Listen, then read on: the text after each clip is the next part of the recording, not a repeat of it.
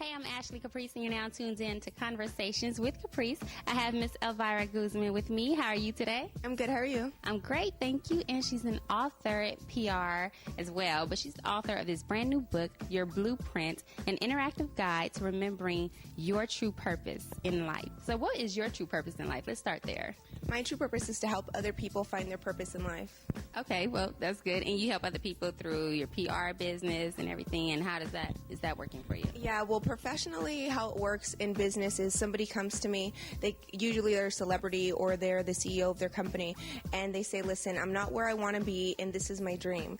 And I'm like, okay, well, let's figure it out. And I put together a strategic PR and branding plan, 12 to 20 pages, and I make their dream come true. Awesome. And who has been some of your clients? Steve Harvey, Roy Jones Jr., Terry Kennedy, Music Soul Child, 93.5 K-Day, tons of others, Lane Bryant, nephew Tommy, George Wallace. Yeah, you're doing it. Thank you. So tell me a little about this book. What made you write it? Well, I was in the process of writing another book, and it was about 300 pages, and I just couldn't finish it. And this is actually my fifth book that I've helped write and edit. My first book that I helped do was Steve Harvey's book, Act Like a Lady, Think Like a Man.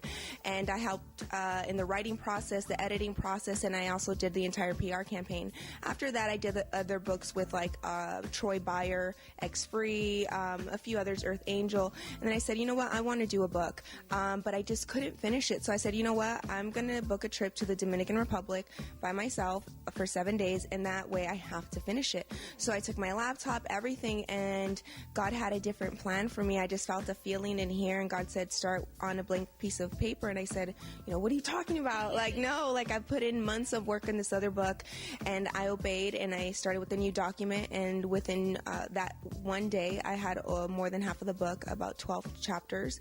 The next day, I finished it, and so now I had to reread it, and it awakened me, and it's helped me so much. So it's just almost like a gift that I'm giving to others that I feel was given to me. Awesome. So you went to the Dominican Republic, so I need to take a trip somewhere so I can get some more ideas flowing and everything. But you wrote this book in 2 days? Absolutely, yeah.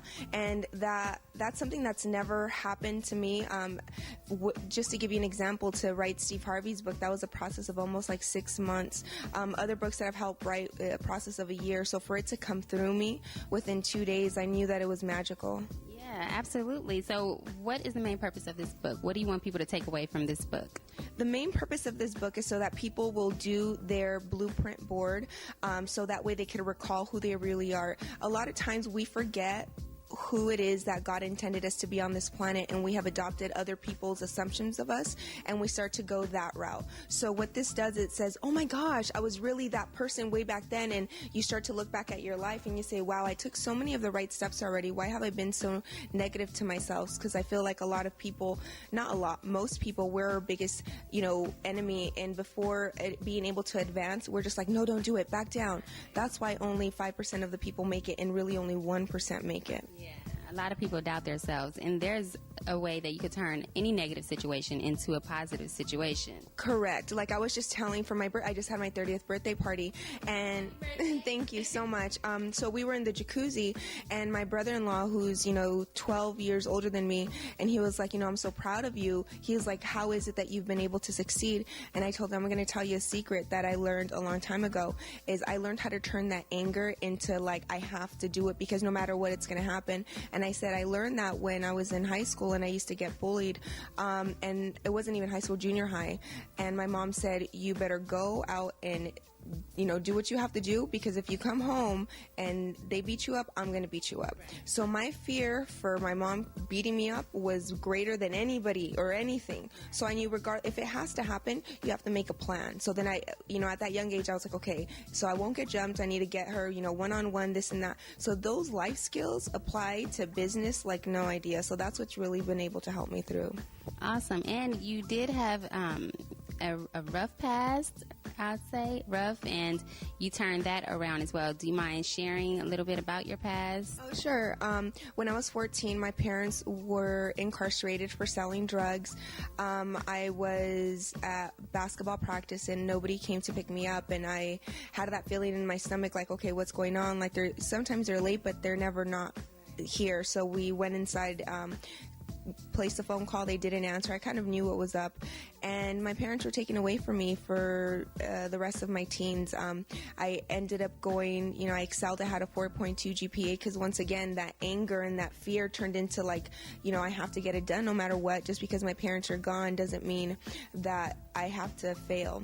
And it's so ironic, if you notice over there that Virgin Mary my dad did on the machine, it's 1998, which is a year that they had to turn themselves in, that everything happened. And if you notice right there, first semester 4.0 GPA, second semester 4.2 GPA after I got my AP courses. So for me, it was like, wow, I was really this person all along, and I was thinking I was weak. I was thinking I wasn't good enough. I was thinking I was tainted. But, that's what the blueprint does. It reminds you, wow, I was really a great person, and, my future is going to be that much better. Right. And what doesn't kill you makes you stronger. So it was a challenging time, but you got through it and you excelled anyway. So congratulations on all of your success. Thank you so very much. You're welcome. So with the blueprint, where can people purchase your book? Yes, my book, I purposely did an ebook first because I want to help save trees.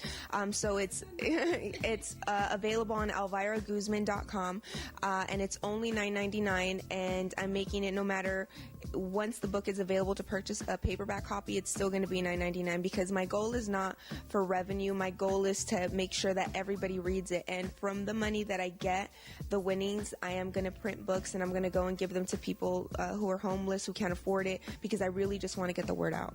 Awesome idea. And do you plan on writing any more books? Yes, my next book is going to be called Loving on Purpose, and I'm going to start to write that as soon as I'm done with this one. Look at you. You just don't stop. How do you keep that energy up? Seriously. I'm Mexican.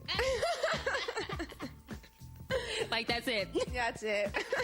You have a huge hustler mentality, and that's really good. And you said, I saw one of your interviews, you went to New York, and that's how you got some of that mentality as well. Tell us a little about that. Yeah, oh my gosh. So I'm like a Cali girl, and when Steve Harvey picked one person to move to New York to start the Steve Harvey Radio Network, which was his own company, he chose me, and I was the youngest by 10 years, and I was one of the only women in his company, and so I was like, oh my gosh. So I went, I ran his stocks, I ran his tie company, his clothing company, his shoe company. I did almost everything. And then during that year, I was like, okay, I really want to start, LVGPR. So that's how really, my company got started. Yeah. Good. I love your work ethic. Just from this interview, I'm like, you're doing it. New York, really made me a go-getter. When you're there, you see everybody else, they don't stop, they don't sleep, and you're like, oh my gosh, I'm behind if I'm not working as hard as you.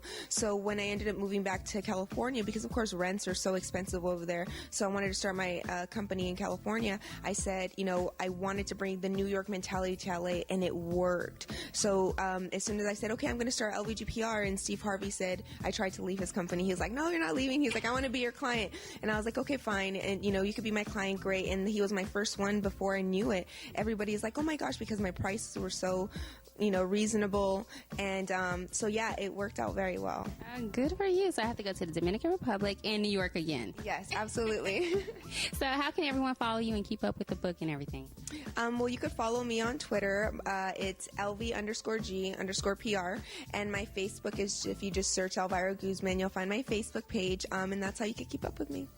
Sweet. It has been a pleasure talking to you, and I think I even learned some lessons from you through this conversation, so thank you. Awesome. Well, thank you so very much. No problem. Conversations with Caprice with Miss Elvira Guzman.